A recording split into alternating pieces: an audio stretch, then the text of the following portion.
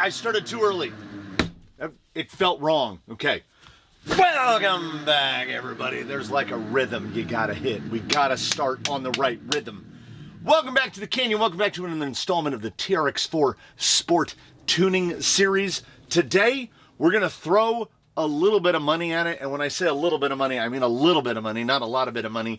We're going to make the inexpensive but necessary thing that we have to do because we've got that slider body interface thing going on now, because for whatever reason the more Lordy lifts the body up just enough, right? It's like 3 or 4 millimeters. We're gonna fix that, and we're gonna fix it for between $0 and, I don't know, it depends on how many tools you own. We're gonna address that. We're gonna go hot RC. Recently off the test. I have been told by the people of the comments that you can find this radio without the little included battery, so without the little 850, not a huge loss. It does tell you right on the bottom, 4 volt to 9 volt DC. So, I mean, that's how it runs on a single 18650. So, if you own, and what is it, the Opus 3100 18650 charger, if you have anything in your life that operates off of 18650s, I would say just put an 18650 in here. Finding little tiny 2S packs like that, not enormously difficult, particularly on places like AliExpress. You're going to find them very inexpensively. $30 on AliExpress for that. 30 bucks. In the $30 price point, nobody's even close. If I'm still a little top heavy, I think the metal knob is a big part of it. Impossible to beat, and I think the perfect radio for this application. So it's getting that with the receiver is a little on the chunker side. It's a little big, but the receiver box in a TRX-4 is pretty big, so it shouldn't be a problem fitting in there. And we're gonna pair with that the 9iMod combo, which is $50, but it isn't. It's $50, but it isn't. $51.55 was the price that I saw it on AliExpress, which included this ESC and the motor with the red end bells. Can I find it? I cannot. It's loose here in the building somewhere. This is a 9iMod 1850. The combo comes with a 9iMod 1850. And for whatever reason, that motor lacks everything. Switching from that motor to this motor felt like a dramatic increase in torque and capability. And there's a reason why that motor will be fitted. I'll give you one guess as to what are in these two boxes. Ooh, hold on. Maybe there's a red end. Yep, there it is. Hey, that's the box that I took this one out of. So 3542 1850. 9iMod on the end bell, 3542 1850 9iMod. So they are the same size, but believe me when I tell you, they are not the same performance. This one is a significant upgrade. These are getting very, very cheap now, as most people are moving to the style that looks more like the Holmes or Rhino or this style, little pancakey ones. Absolutely nothing wrong with one of these, particularly in a TRX-4 application, particularly if you're doing your AliExpress, Temu, etc. shopping to source these goods, because this speed control, this motor, and this radio together are going to be under $100. And in terms of bang for your buck for $100, oh boy. And we're going in this order for a reason. This radio introduces something that we don't really have easily accessible on, I can't find that radio either, on the TQ, which is the TQ has no sub-trim, no endpoint adjustments. Apparently you can set them through the little button. You can set endpoints. I don't want to decipher hieroglyphics to set endpoints. I will go as far as to deciphering the insanely named menus. For those who haven't seen the review on it, channel reversing is called pros and cons. Instead of forward and reverse, it has pros and cons on the thing. We get what it means. It's like it's like a little pig Latin interpretation of how a radio works. The radio itself, good trigger field, good wheel feel. It's got a little thummy guy, runs on an 18650 or a battery or AA's. It has a lot going for it. The display is readable. It's big enough. It doesn't have a big antenna sticking out. It's not overly heavy. It has a lot going for it. I think it's perfectly suited to this application. I also think this is perfectly suited to this application because ordinarily I would say just go out. Why did I not have this stuff set aside already? Is this the right one? No. Just get a Fusion SE. Get a Fusion SE 1800 for 80 bucks. Bish, bosh, Bob's your uncle. You're done. You don't have to worry about placement of a speed control. You don't have to worry about any of that. You put it in there and you're done. And when I say you're done, I mean at most, worst case scenario, you might have to reverse the direction through the program card on that, and that's it. And then you're done. You're literally done. You won't touch it again. I have a Fusion SE 1200 in baseline, the Class 2 tire testing vehicle here, and I've never done a single thing to that motor. It was attached to the program card one time, and I've never oiled the bearings. I've never done anything. It just goes. So we're doing this because Outrunners are cool, and in this event, Outrunners are very cheap. So the first thing we are going to do is address the skid issue here. So I have it unbolted. We already cut it. There are a lot of aftermarket skid options for TRX-4s. If you know me, you know I don't really like sliders / skids, rock sliders, whatever you want to call them, because more often than not, they get stuck on things. They don't slide so much as they get stuck. So all I want these for is for that slot to hold the body. Because then that way the body isn't getting hooked up on things and pulled around. So what we're going to do is we're going to raise this up. I took a little guy that looks like this. I measured it. It's about 4 millimeters. So the body came up relative to the slider. And actually what I think it is, looking right there, see a little gap? Little gap right there, little gap right there. I think the sliders actually moved down 4 millimeters because the body relative to the front and rear bumpers still sits exactly the same. So I think with their little droop, with their little 5-piece orientation, it just dropped it down. Now, this is still something valuable even if you aren't dealing with the more lordy issue. Dropping your sliders, I do still need to. I am going to screw those together. Maybe in a cut in here, I will attach those together. 8 little 2.5 millimeter screws. We've got these guys, and what do I need to do? I need to raise them up 2.5 millimeters. Oh, I shouldn't have rotated. Okay, this one goes here. Don't get it twisted. This guy goes here. If you need to raise your slider to retain the interface with the body. So say you have switched to the more lordy, or you have a different body and it doesn't want to quite sit in the sliders. The easiest way is these are 3x4. These are Team K&K. We buy here the big bag that has all the assortments of spacers in it because I go through them like crazy. If you don't want to buy them, that's fine.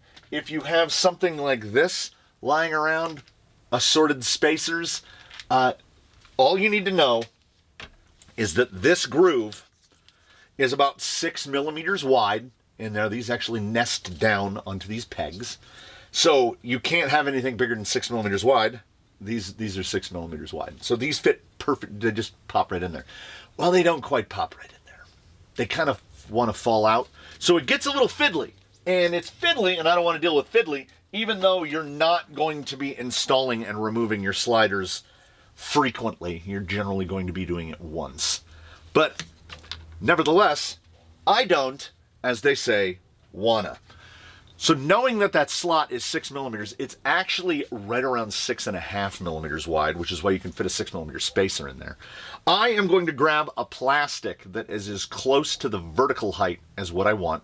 I managed to find 4.5 millimeters thick this way. You can see I used it to paint on before. That is tan vinyl and fabric paint.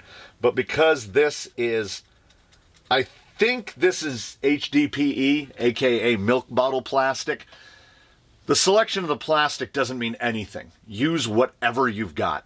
If you're going to fabricate these, make them out of whatever you want. Nylon, ABS, Delrin, whatever. HDPE is 4.5 millimeters thick. 4.6 millimeters thick. So it will kind of push the edges up a little, but we're talking within tenths of a millimeter. And then we take it over to the table saw, or I do because I like to expedite, and we cut it this is I think 6.3 millimeters wide. It fits relatively snugly. We call that woodworkering it. You cut it to where it fits very tightly when you're working on it. This piece is about 120 millimeters long. That was the width of the strip that it came out of. So I just zipped a strip out. I then take that strip and I know the depth of this right here.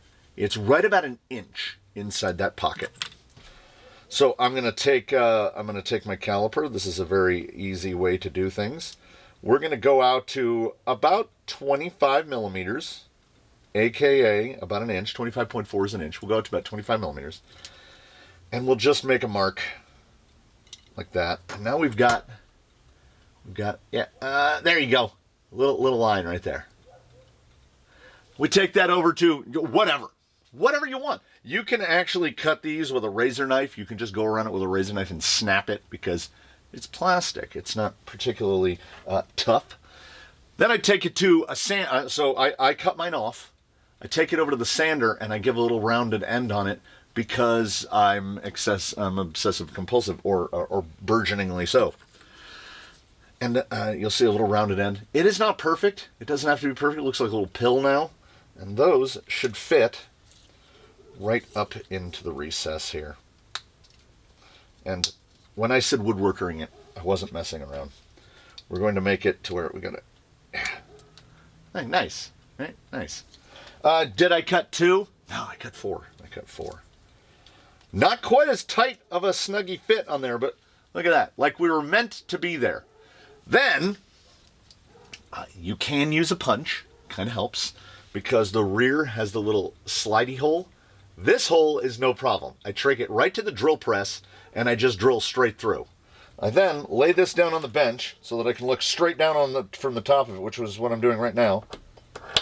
I look at where the bolt head lines up, or used to line up, and we still want to line up now. And can we get a focus? And I make a little center punch right there. The hole spacing is 14 millimeters. So basically all you need is 4 plastic or metal spacers. If you want to go to this length, I'm not going to try to stop you. You go for it. You will also, the screws that hold these down are M3x10s. You're going to need the 10s plus the thickness of this. So I'm going to use M3x14s, these guys right here, to hold them exactly as was before. Then I will take this right over to where the drill press lives. It lives right over there. And I'm going to drill 4 holes in this. And then we can go boop, and then we'll find out if it actually fits. Because do I obsessively, this one's a little bit loose, do I obsessively try to get everything to fit on the first fabrication of something? Like, do I not want to make things multiple times? I mean, obviously I don't want to make things multiple times. I don't, I guess you could translate that into, I don't believe in prototyping. I try to get it right on the first try. Susan, would you just relax? Just relax. I had thought, my initial thought was, can we move the slider in so that it tucks the body a little tighter? And then I changed my mind. And I was like, I don't know. None of these parts here are particularly rigid. So, as I said, sliders get stuck on things all the time. So let's keep it with the 4 screws on each. I'm also noticing like there's so much movement in that side slider that I am indeed, and I'll do it the same exact method. We may indeed get to that because this is perhaps potentially valuable to the folks that have more Lordy sports. We're gonna put this on. Second verse is identical to the first. He's now kicking himself because I drilled all of the holes through the plastic spacer, the little spacer that we've just fabricated. I drilled all the holes through that plastic spacer with an M3 drill bit. 1/8 inch or 3.3 would have been great, because then we wouldn't have this issue where the screws are like, I don't technically fit through there. You're putting a 3mm woodwork ring again. 3mm inside 3mm. Oh, those are very rigid. I was afraid there was going to be too much wiggle. Now the worry is, if I attach these, is it going to pull those up too high? Well, we're going to find out right now. Did I waste 15 to 20 minutes of my time and everyone else's time? I'm going to pop these in. Well, what I've done is exactly what I knew I would do. I put the left on the right and the right on the left. You can see it right here. But we can see that's going to be a lot harder to pull the body out of. It's going to be even harder to pull the body out of it when I install them correctly. So obviously, flipping the slider from side to side takes about 30 seconds and went no problem. The 4.5mm rise that I gave him, not just that. I had it apart. Let me preface by saying I was repeating a mantra to myself: don't drill into your finger, because I had to hold these just so to get these little. I mean, look, there's like factory looking right there. Are we talking? There they are. Are we talking factory looking or what? M2.5 by 8, I want to say. I happen to have a bag of M2.5 by 8 lock nuts. It is this part now. The interface between the side and the fender is as tough as the chassis now. The body, there's no wiggle, there's no movement. I don't know if under use you can pop those out now. That body is, we've eliminated almost all of the body rattle. The body snaps on now. But did I obey my mantra? Oh, I did not. 2.3mm drill bit right into the cuticle. But little lock nuts on the inside, lock nutted down. Those are in the correct places. It is, I can't overemphasize how now carbon, with all of this plastic on here, we can get a little bit of rear flex. I can't flex the front at all. It's super, super rigid now. Do I have all the screws in there? I think so. Yes, I do. All right. I don't know if we need to be any more rigid than it is now. I can, if I put a great deal of stress on it, I can feel it pivoting where the screws are through right there. So I don't know if they're just not tight enough. I'm just going to leave it alone, because we now have a very rigid outer portion to go along with a very rigid inner portion. That went smashingly. I also devoted a few moments of time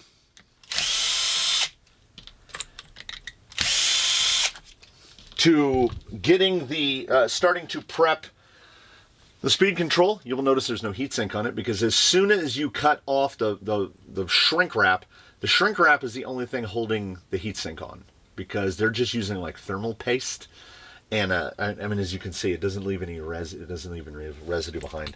So if you are going to make a foray into AM32s and you have a plan of running more than one of them in your life, just order a roll of heatsink tape. This was probably like an maybe $8 or $10 roll of heatsink tape. It is a lifetime. It is a multiple lifetime supply of heatsink tape, because this is how much you use. I just overlap it, and I take my favorite scissors and I go right around the edges and I cut it. I don't bother to put this back on yet, because sometimes the heat of the soldering iron can make it loosen up and fall off. We are, of course, going to be direct wiring this, which means we have the 50-50 chance. I do know TRX-4 is reverse rotation. So what you got to do is, when you're looking at this, you're basically guessing, right? Because there's no marks coming out of the motor. Is it ABC or is it ABC? We kind of assume this is B. It's the one in the middle.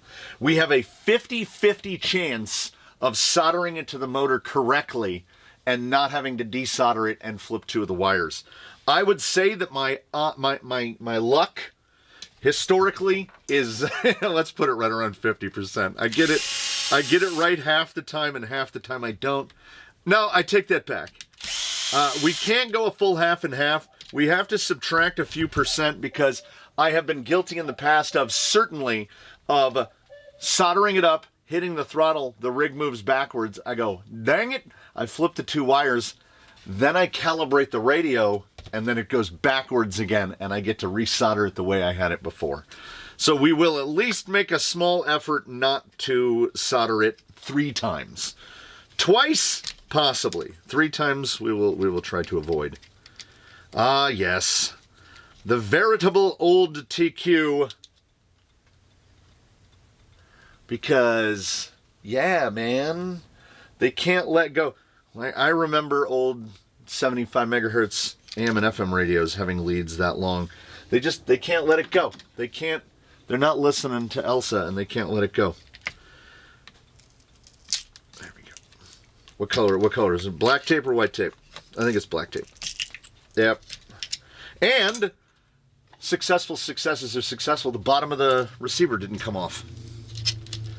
Ordinarily, we would go through all the hullabaloo of peeling all that goop out of there, but we're not gonna. Do we have to trim tabs? We do not. Nice. That is a win on the day. We don't have to trim the tabs off the plugs, because the Hot RC receiver here has the Futaba tabs. I don't mind the tabs. Let's be honest about it, because it tells you which way. You don't have to look. You just know which way it's going to go.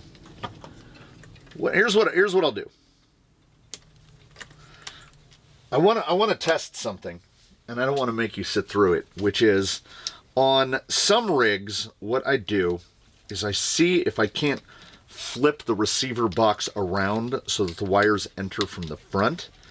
Sometimes it will work, but every side and slider configuration tends to be different, so I can't guarantee. The holes line up, so you can indeed flip it around. The question is, how close will the wires come to the slider? Because I'm trying to think, on Jolly Green, do I have the box flipped around? It's not the super convenientest with the wire entry coming in from the back.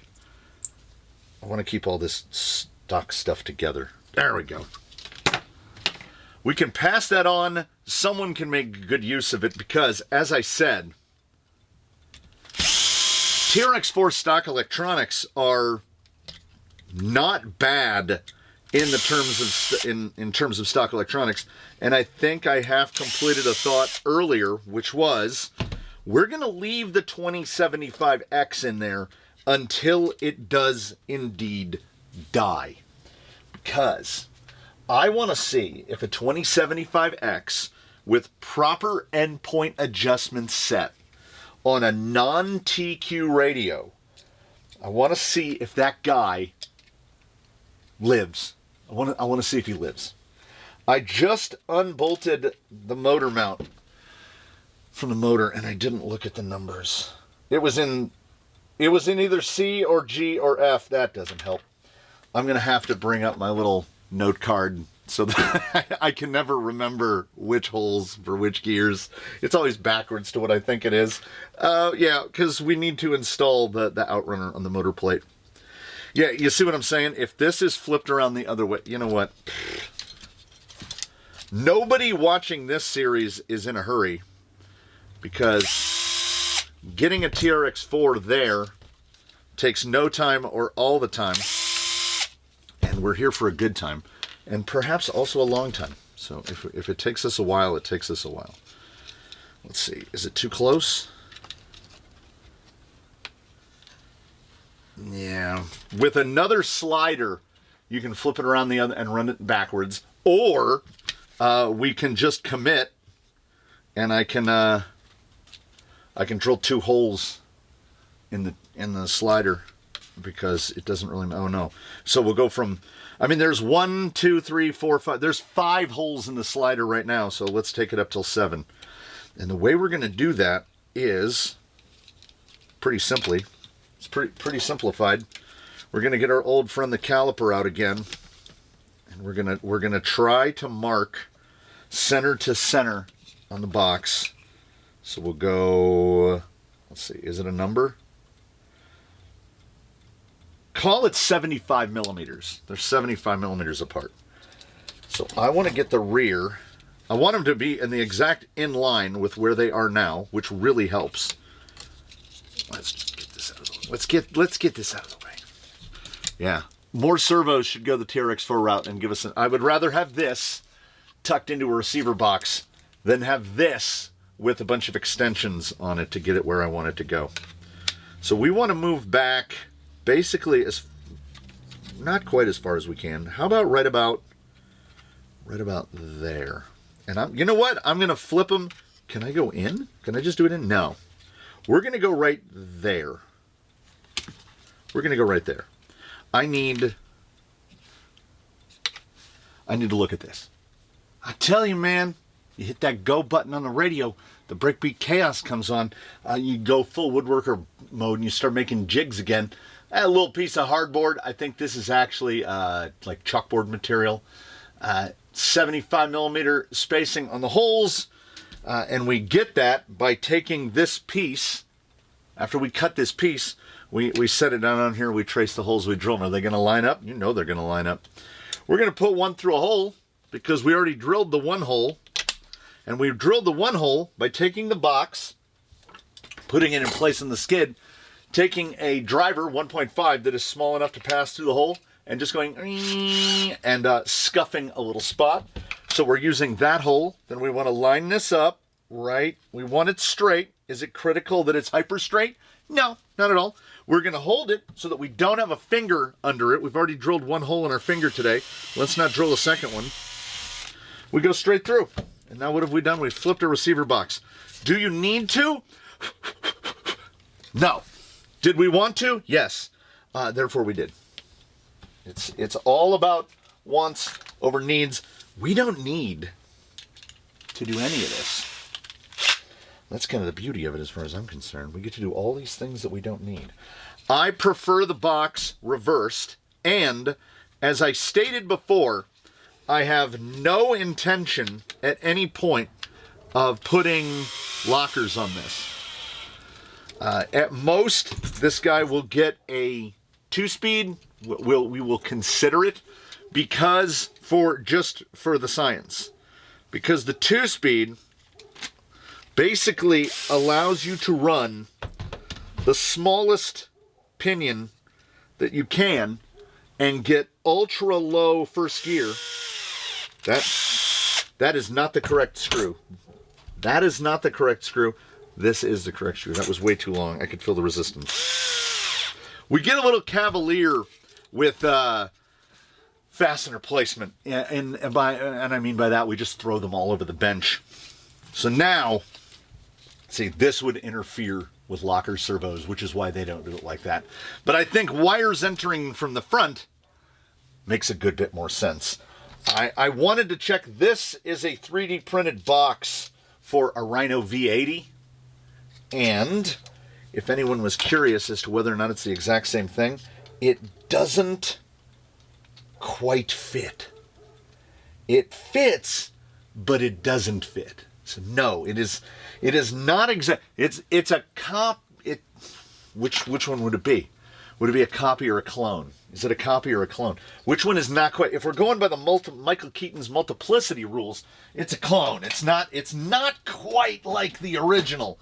I would assume a copy would try to be as close as possible. So we're going to call it a clone. It's a clone V80, and we are just going to use the usual method of affixing, which is we'll just build up some big thick tape because we have to work around this big blocky guy down here. And we're going to determine, see, my brain says like that because we've got the battery up here, but this might be better for not having wires dangling around everywhere, you know? And then we'll get what we're really gonna try to do is we're gonna try to mount this somewhere where it is accessible with the body clicked in place, because the body is really sticking down. We're also gonna do one more little very low dollar operation on this. Yes, we're gonna do that here in a moment. But I neglected to go on the internet. I have a manual around here somewhere. It's generally just quicker to go on the internet to look up which holes I need, because do you remember I said I would like to go down like 2 teeth? I would still like to go down 2 teeth. Or no. I'm going to go down a tooth from a 14 to a 13. I'm going to go down a tooth. I think that should be about enough. So this part is just annoying. This is where it all gets annoying. I can't button up. Ooh, does this fit laterally? Oh, just. What is the best way to put this in the box? Probably like that. Yeah, it's me with a pair of tweezers trying to stick parts down and get them to fit. I don't want to do it. I don't want to make you watch it. I'm going to get the F08 in there. I might heat gun and peel that tape off, because I feel like this is his... Actually, that sticks down okay. Never mind, don't have to do that. This is going to be his radio, so I'm all right with putting things in place. I am going to get that mounted down. I'm going to get the motor mounted to the motor mount with the pinion gear on it. Got to dig through the bin and get what did I say, 13? Get a 13 out of the bin. Get that bolted back down. Start tucking wires. I have a riser for this. I might put the riser in place, even though at this point it's not necessary, because at some point in the future, I want to add headlights, taillights, light bar, the fun stuff. Like we've got the bits that we're going to cut into the body. We've got the front and rear grills, I guess you would call them. We're going to put those in because we're firmly into the once.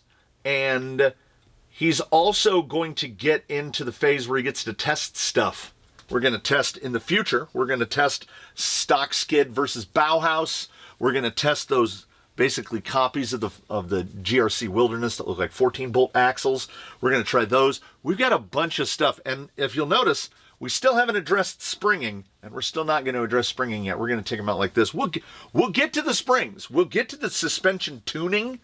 But before we get to the tuning, we are making wholesale changes. Do I think that there will be a weight loss, a net loss in weight between Titan, this big chunk? I really do. I really do. Well, you know what? Before the music gets loud again, I'm going to leave you for a moment. We'll go grams. They make sense to more of the world. 139 on that guy. ESC is coming in at more on there. 182 for that combo. And we'll shave a couple grams. No, we won't. Yeah, it's 7 for that. No, just let's call it round it up and call it 185. This motor with a pinion on it is 260 grams. So we're already 75 grams lighter there. And this guy is 70. So 330 for the combo between those two. Half the weight. So we're removing even more sprung weight. Receiver weights, no, it's going to be a toss-up. Again, we've not gone anywhere into active weight reduction aside from the more lordy chassis that we put in last time, which pulled that about 200 grams. We're going to pull close to another 200 grams. So we will be 400 grams lighter. And when this is all buttoned up, I might look at it and go, oh, he's way oversprung now, because 400 grams is approaching a pound in the Freedom units. He'll be a pound lighter. He's going to be very close to 7 pounds before he goes out on the rocks today, which is pretty light for a guy with this much plastic involved. I am also, in the interim, I'm going to dig through the bin. They provide you a strap that is very long, and when I strap a battery in it, let's say we're going to go with a 1500. When you strap a battery down, there's like, it's way too long. I'm going to dig the bins, see if I can find a strap. The other option is you put Velcro on the battery, you put a Velcro on the thing, you stick it on. It can't escape. Like, there's not enough room for the battery to get up, over, and out. So if that's Velcroed down, you have no worry about it like being ejected out. I have some vehicles run all Velcro on the batteries, and I have ejected them out, and they're hanging out the side of the vehicle. The battery can't escape here. So if we can't find a strap, we're just going to put Velcro on everything. I mean, if you look at my pile of bench batteries, when I say we're just going to put Velcro on everything, it's kind of too late. So I need to get the wires situated, and here's what you're going to be missing. I get tweezers, and I take the wires, and I tuck them down in like this. It's very, very exciting. I'll see you in a moment. 13-tooth pinion fitted, motor on the plate, etc., etc. I'm going to dig through and see if I have a female 3S balance port so that I can turn this from 2 pins into a port. This is how we get battery voltage displayed on the radio. And rather than having to plug 2 little individual pins into the battery every time, wouldn't it be nice to plug battery, plug in, plug balance, plug in, and you're done? I think it would. So I'm going to see if I can find one in amongst my stuff. And it seems weird to say, I'll see you in a minute. So we're going to, kind of in the spirit of everything we've done up till now, we're going to hit the rocks here at the for the outdoor portion of episode 7 of the Sport Tuning series. Having not really tuned a sport at all, we haven't touched links, springs, gearing, other than a small, well, no, we did touch gearing. That counts. We haven't touched anything in the axles. I haven't bothered with ring and pinion because we're going to test those G2 Wilderness axles. Might as well do it all at once. So he's put together. The body fits. Like, do I want to still try to get that? That's in the clip. Don't think I didn't look. The clips right here, there's a little bit of, you can't get that out. That's part of the clip. I mean, I'm going to keep dwelling on it. You could maybe get something like right where the clip rests, something thin, some thin tape in there to really snug it down. But, I mean, so far so good. Receiver box in place. 1850 in place. I did indeed find a female 3S. So we've got, let me get back to the screen here. I just finished centering the servo. So RX voltage is at 12.4, TX voltage is at 7.8. That's the same charge since we got it. I do have some sub trim in the steering because, oddly, the 2075X, as soon as I hooked it up to this radio, it was off like that. The 2075X, we're gonna stick with. It's not a fast boy, is it? We're gonna keep rocking it. It's not awful. Nice, extremely long wire for the switch. So when the body's on, it's just right up in there. Nice. But remember when I said I would rather have the big long wire? There is your extension with retainer, because it definitely wouldn't have made it when the thing was all the way around, and it doesn't even make it when it's there. I have like a 3-inch extension on it to get it plugged in. It is dramatically oversprung at this point. It basically sits all the way up. We're gonna mess with shock positions next time around. Next time around, we'll cut these into the body, the front and back. We'll mess with shock positions. I understand why the laziness from the factory. They go with this shock hole, and see it's either straight up and down. It might have a degree or two. They're pretty much at 90 degrees. If you wanted to lay it down, you see it's right in the way of the bolt for the rock lights. Somewhere around here in a box, I have some rock lights, like not Traxxas branded rock lights, so we can throw those on there at some point. The wiring is pretty well situated. I don't mind this as long as nothing is near the twirly bit. As long as nothing is out there, we're good to go. The steering center thing is really weird to me. There is another very low-cost mod that we have performed. This is friend of the Canyon. This is sticky back foam, hobby foam, available pretty much anywhere. I just ordered a massive, here is part of my recent haul of hobby foam, black sticky back hobby foam. Probably a lifetime supply of it, because this is about half of as many as I ordered. Maybe not a lifetime supply, because let me rescind that. One sheet of that with the backing, 15 grams, so right around half an ounce. And I think it is a worthy half an ounce, because you get yourself out a pair of scissors and you do this. I meant to get it in both measurements. Victor will help us out. It was 5.5, which is 140 millimeters, by 6 3/4, which is 170. So 140 by 170, just a square here, and I put it under there so that we don't get any clatter of the bracket against the bed. The roof is 115. Is it, or is it 5? I think I cut it 4.5. 115 by 3 3/4, 95. So the roof panel is 115 by 95.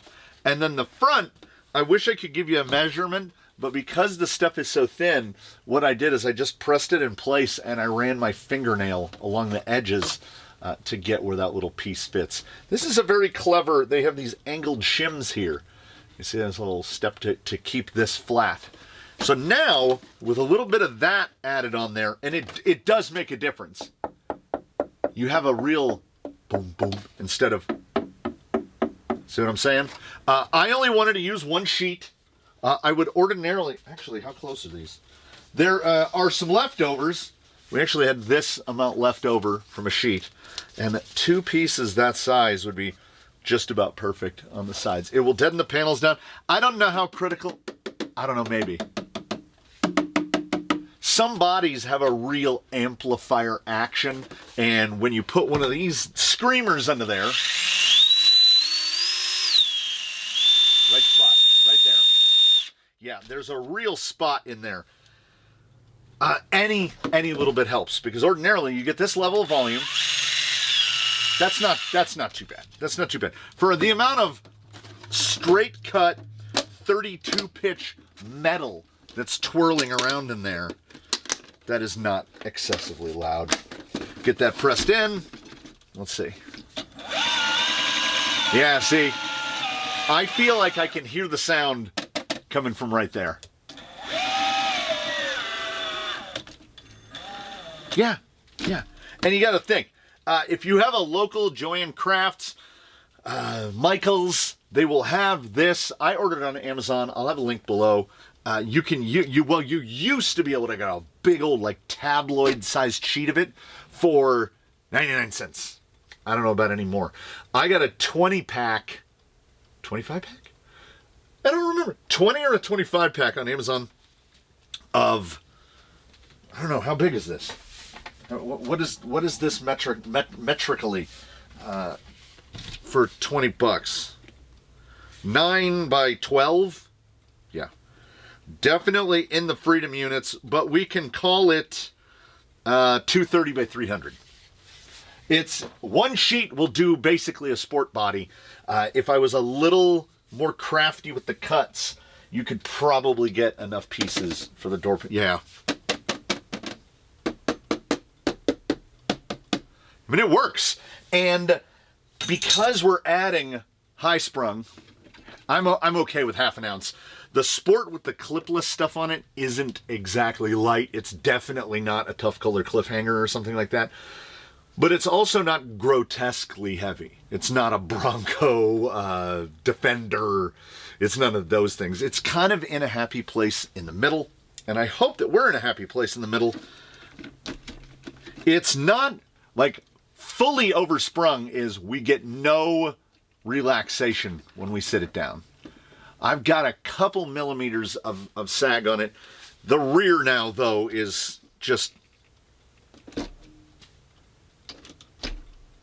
But you know what? We're going to leave it. Because on ascending, that's probably actually going to help us. So Sandy, the Tan Man, Sandy the Sandman, the sleeper build, is now ready to sleep. I am also going to, at some point in the progression of this, not today, in the progression of this, I'm going to find out, is it possible to more effectively silence an outrunner? Because if we're going to stay sleepy, we don't want to announce that we've got a twirly bit in there. Luckily for us in this instance, this is a TRX-4. So the gears are really loud. Big straight cuts, still have not taken any portal box apart, have not taken the gearbox apart to re-grease them with my choice of grease. Traxxas uses a pretty good waterproof marine grade grease, but it's not doing anything to quiet the gearbox down. It does a good job of protecting the gears and stopping water intrusion, but it's not really geared for, it's not really geared for quietness. We will get to that at some point. Today, what we're going to do is get to rocks, and we're going to see how we done. We've got radio. Here's something you couldn't do on a Titan.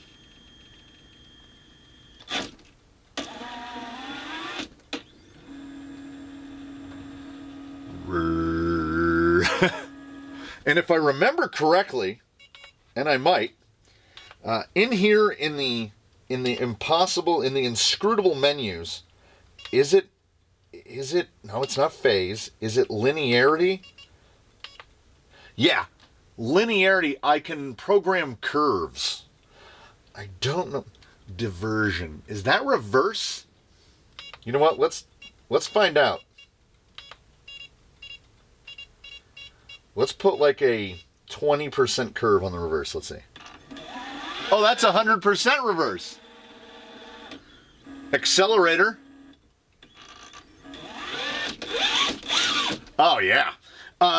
If you're hot RCing your sport that you've put a $50 outrunner combo in, 20%, minus 20% diversion is, that's the jam.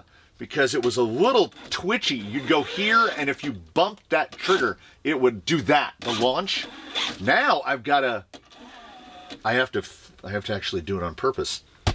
Nothing left to do but rocks. Let's see how we feel about an outrunner combo in a vehicle that, other than the rails, is stock. It's a sport, right? It's still mostly sport.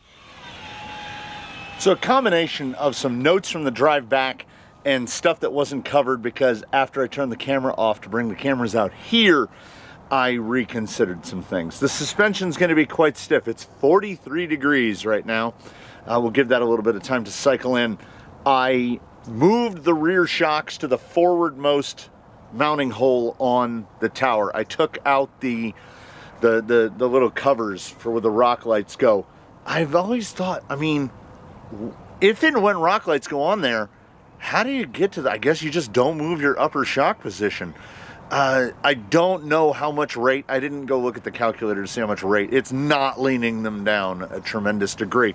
I also, in the exact configuration that it's sitting right now with the Ovonic 3S 1500, 3,170 grams, which is 6.97 pounds. So we have dropped below 7 pounds because we've added knuckle weights. And I mean, I guess rim weight counts. But in terms of weight on the bumper, if I had gone Vanquish bumpers, we'd certainly be under 3,000 grams at this point, because that front bumper is a tanker. I reconsider. I was literally driving it out of the building and went, no, we got to move those shocks. The rear end, all the sky high. And this is something I've mentioned in the past on other builds. Every time, okay, the summarization is there's a weak link forever. It doesn't matter. in a chain, there is a weak link. You don't always know what it is. As we continue to upgrade, as we go through this process, we're not eliminating the weak link, we're moving it. So what was our weak link before?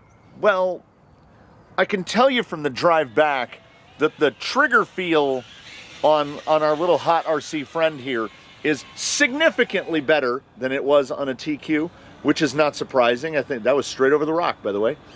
I think most anything will be better than a TQ. But the TQ was pretty good at the four-wheel motion that it was equipped with. It did front to back and side to side. That was all it did. We have the ability to set endpoints now. We have the ability to throw in curves, so when I go to reverse, I can do this. We can do all the things now. The radio feels pretty good. Feel-wise, yes, drive back. If you are gonna go out on the trail with a similar setup like this, and again, the reason that 99 mod combo is in there is because of A, testing, B, economy. It's the same reason that I'm holding a hot RC CT-8A and not a Radiolink RC4 GS. Because this guy didn't know it, but he's testing things, some in the medium to long term. So if you're gonna go with an outrunner setup, when I say just buy a Fusion SE 1800, you literally don't need anything else. The setup would be easier, everything would be easier. You would wanna go back to the bigger pinion. I might even go up a pinion. We were on 14, we're on 13 now. I might go up to 15 if you're going to use it in a mixed use scenario, because with the outrunner, let me swing around here. See, we have no problems here. We get into this like 20%-ish throttle. It feels very smooth. The rear, you can see. The front, we get, watch all the compliance we get through the front. Look at that front end. Nice. Now watch the rear end. Nothing. Like that those tires should move up a little bit. They're not moving up at all. We can get down here on the ground. When you get up to a specific point in the throttle, that's actually not too bad. It's not too bad. But you can stay even further away from the howl zone by going up a pinion or two. We definitely have the power to spare.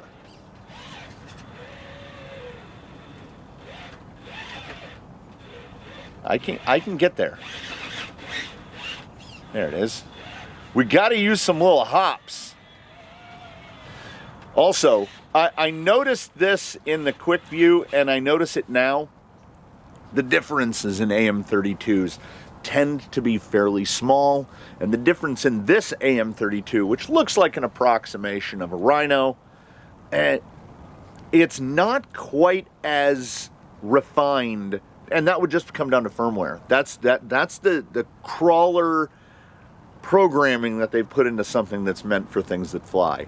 It doesn't quite have this smooth transition. Now, the radio has enough expo, has enough curve. I could dial that out.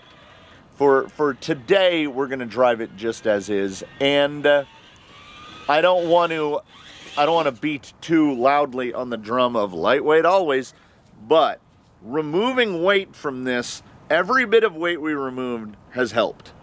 And we'll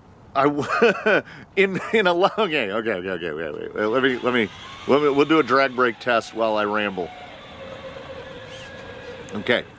In most things, right there, in most things, setting the radio down, you will achieve a point of diminishing returns when it comes to weight reduction, where all of a sudden now things are kind of going the back way. When we did the lightweight 10 Pro, when we got to 1,888 grams, it was too light. It became unpredictable. So that platform is happiest. There's a happy medium there, like maybe around 2,100 grams, which is right about where he sits now. This guy at 3,170, I don't think we're close to where that point of diminishing returns exists, nor, this being a TRX-4, do I think that we will approach the point of diminishing returns. I don't know. I don't know how much heavier it's going to get or how much lighter it's going to get. I know that there are components on here that are fixed.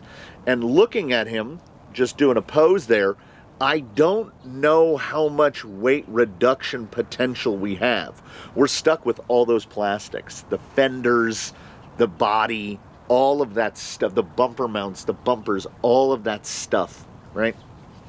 So the capacity for weight reduction is pretty low. We want to put lights on him. We want to put the fancy things on the body. The skid change isn't going to save any weight at all. There's going to be some spring changes.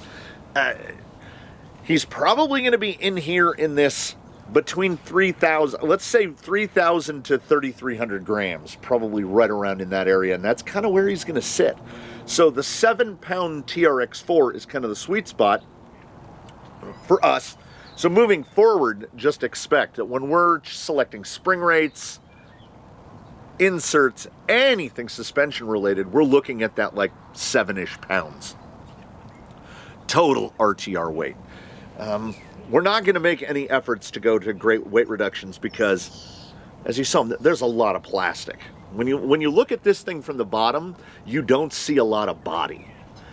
In a lot of rigs, you turn them upside down and it's just this little wispy skeleton, and then all you see is the inside of the body.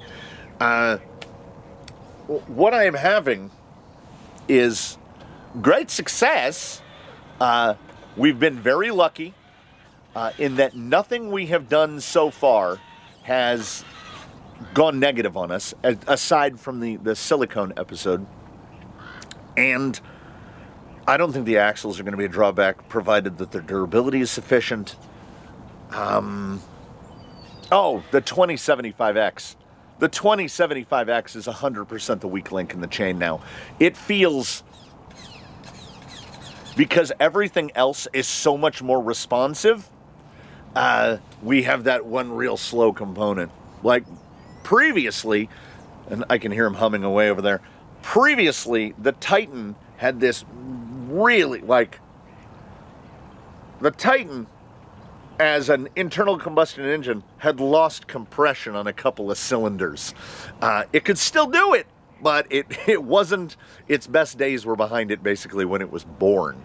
So this is a whole different thing. We have a stability now. We have this far reduced tendency to get out of shape because, again, we pulled another near 200 grams out. We're below 7 pounds, which is going to increase forward drive. It's going to improve stability. And also, as what we removed was all sprung, it's going to make the vehicle, it's going to make our little Sandman here more likely to fall to wheels or roll to wheels. He's gonna stay fours a lot more often. Let's stay locked all the way. Yeah, just cruises right through. I can feel the lack of torque at limit. Does that make sense? The steering servo, despite the fact that it should be getting more power than it was before, now it has more power pushing it. So the motor has greater capacity to overpower the steering servo. Once you get used to the speed, how sluggy it is, a little physical button, yeah. Forward drive has improved. Turning circle is roughly the same, maybe a little bit worse. So the 2075X, we're gonna keep, you know what? It's not killing us. I had the thought of maybe sending this guy out on deadline in one of the closing groups, maybe in Battered and Bruised week. He'll go in there as a bonus guy, kind of just because I want to see how he'll do. Baseline did reasonably well. I would have no expectation that this guy wouldn't do reasonably well as well. I had a typical expectation of the outrunner of the radio. I have some experience with both through the quick view process. What I am most surprised by is that the suspension still feels kind of okay. It is feeling oversprung and or underdamped. I would say probably just oversprung. Because I mean, in a crawler, they're not as intricately intertwined as they are on things that have to go fast and jump and maintain stability on the air and in the air and on the ground. But like, you can get away with heavily over damping a spring, and you can go way, like say we're running 300 CST in here. You can go to 800 CST, 1000 CST before you start to notice, oh, we're not getting that fluidity of the suspension action. And then, you know, there are got a lot of guys out there that don't run springs at all. I don't believe in it, because the suspension works both ways. This is going to be tough for him. Although maybe, no, that's a rollout right there. We'll catch it. Cut it back across. The overspringing here should help a little bit. Yeah, because we can't really overload it. We took that 200 grams. 200 grams is not insignificant. That is a serious amount of sprung weight to remove, and we did it here. That reduction of 200 grams has no negatives, because we got more power, we got more fidelity, we have better control. The control is more granular now. I was going real low on the throttle there. Real low. I'm like I'm barely putting finger tension on it, because I want to see how low can we get. This is $100. Well, between $80 and $100, like electronics package, radio, speed control, and motor. It's tough to go cheaper than this. And it is not what, I'll tell you right now, this is not my pick. We are testing the extreme economy for the science. Any other day, any other sport comes through the shop, it's a Fusion SE 1800 and a Radiolink RC4, because those are both S tier and they are proven. I don't even know if these guys are A tier. Do I prefer other economy outrunner combos to this one? I think the Secure is moderately better, but the Secure is around $70. It does have Wi-Fi, that's a bonus. This thing is $50, 36 for the ESC alone. So when we're talking about cost-benefit analysis, a Rhino V80, which is close in this to appearance, costs twice as much. Is it smoother? Yeah. Has it been effectively canyon proven, as we're running like 6 or 7 of them? Also, yeah. Would it be my first pick for a TRX-4? No, I would still get a Fusion SE 1800, the horse that we will continue to beat until there is nothing left but horse dust. If you can consider a lifestyle commitment to a bit, then color me in, because it's 43 degrees in the freedom units in Fahrenheit. 43 degrees Celsius is really, really hot, right? That's like really hot. It's like Africa hot. 43 degrees Fahrenheit, I ain't got no shoes on. The man ain't keeping me down. I'm getting a little bit of the, like, it's almost like an odd warmness you feel on the toes. My feet proper are doing just fine. Yeah, that 2075. It is impacting maneuverability, but it is not impacting it severely. Like we kind of did a little nose tumble down, a little stoppy downhill, and it wasn't terrible. We should not have near enough to turn. No. Right up through here. Can we do the things? Tire test things? Yeah, well, pretty effortless through that. The canyon trails. I'm sure that the canyon trails, like any tire, they have a real sweet spot in terms of PSI, how much weight is pressing down on them. We can manipulate tires in such a way as to make tires accepting of a broad range of weights. But no matter what, no matter the tire, what it is, there is there is a solve for X with every tire, which is what is the weight that this is happiest at? What is the PSI? What is the amount of side load? And it's so many variables, I don't think it can be quantified. It is the happy accident when you stumble upon it. Y'all got a rig in your fleet that has a tire that no matter what happened, you wouldn't change that tire? That's the tire. That is the result of the happy accident, where it landed somewhere where it has just the right amount. The weight, the way it distributes the weight on those tires, the inserts that are in the tires, everything just works. Squid inserts and tusks on Argentum are not able to be defeated by anything. This guy and many others, I think it's more common, at least in the fleet here, and I'm assuming in other places, that tires are chosen oft for cosmetic reasons, let's say. Like you need a tire. Like that rig needs to have some kind of a swamper on it. That rig needs to have some sort of scale-looking tire on it. And then our only quest is to try to get that tire to perform as well as it can. I have rigs here on hunks, particularly one named Zobazu, that the hunk is probably not the perfect tire for him in terms of performance, but they look amazing. So we got to deal with that. We have made that sacrifice for vanity. We're not making a sacrifice for vanity here with Sandy, the Sandman. That was abrupt. We're making a sacrifice for economy, which is a whole different thing. We could change him to any number of tires. This is a sport. He's going to run canyon trails because we honestly, true, simple, and plain, we don't have enough rigs in the canyon running canyon trails. There's too many on the rack. He's running canyon trails. He's running these wheels.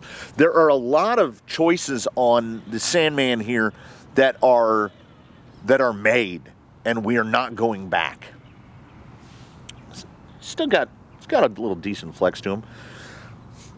The goal is to maximize budget performance without changing the fundamentals. Do you see how he looks right there? Right there, center frame, how he looks right there. That's how I want him to look.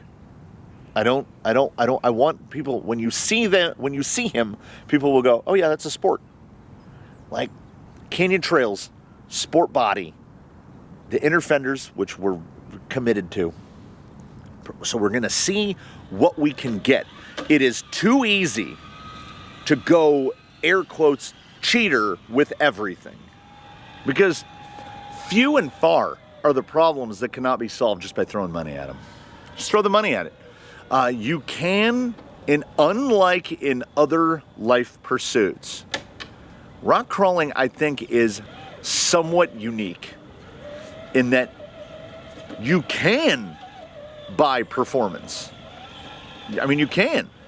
You can buy a rig that out of the box is more capable than this and has a higher ceiling of available performance to it, and all you have to do is spend a lot more money. And a lot more money on tires and a lot more money on inserts and motors and radios and everything else. What sits before you now, you could have another vehicle with a sport body on it, but underneath it is $1,000 or more. I think, on the math check, we were at $393. So we are still sub $500-ish, depending on how you want to manipulate your financial views. Because the bumper was 20 and the knuckle weights were 20. I don't count wheels. We've put in 100 on ESC and motor. We're going to call it that, even though it's not the motor that came in the combo. 50 on the radio, which we're calling it 50 on the radio because that's what I paid for it. How are we stuck? There we go. When somebody sent me a link for one of these on AliExpress, and I think it was 19 euro. 19 euro, which I'm assuming is around $30 US. So $30 for that, we can fudge it. if we call the radio the ESC and the motor $100, that's acceptable, because if you shop smart without even shopping S-Smart, you can put that together for under $100. We've done a success. We've done a succeeding success. We haven't put anything on this vehicle that costs more than $50. We're going to have to at one point. The axles were $100. Now, those are full axle replacements. Not innards, but I mean full housings. We could have stayed a little cheaper if I'd bought the aluminum knuckles. Didn't want to. I speak about the axles here in the closing moments because I think that's going to be episode 8. It's going to be episode 8. And then what I would like to ask of you, the peoples, is what do y'all want to see in episode 9? That'll help slow me down a little. Otherwise, I'm going to burn through the 10 or 12 episodes of the Sport Tuning series altogether too quickly. And then this guy is going to be, and I don't know. Well, I mean, we've got a guy to test stuff. He's a guy to test stuff. The skid's got to go on there. It will likely be out of camera, out of frame when I do the mounting of the stuff for the body. Probably, I don't know. We're playing it by ear now because we are definitely in the second stage, the second phase of everything is optional. Like, it worked. It worked just fine, but we can't stop throwing stuff at it because, again, maximizing performance of a lot of plastic and some C channels. Looks like a TRX-4 is a TRX-4. We don't want to change the fundamentals.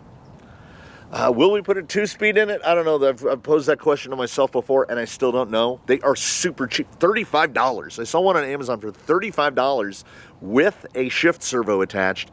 And then for about $50, you can get an all-alloy one with a shift servo attached. So it's kind of calling to me because then we can throw like a 10-tooth in there and get really low and a usable high. So I don't know.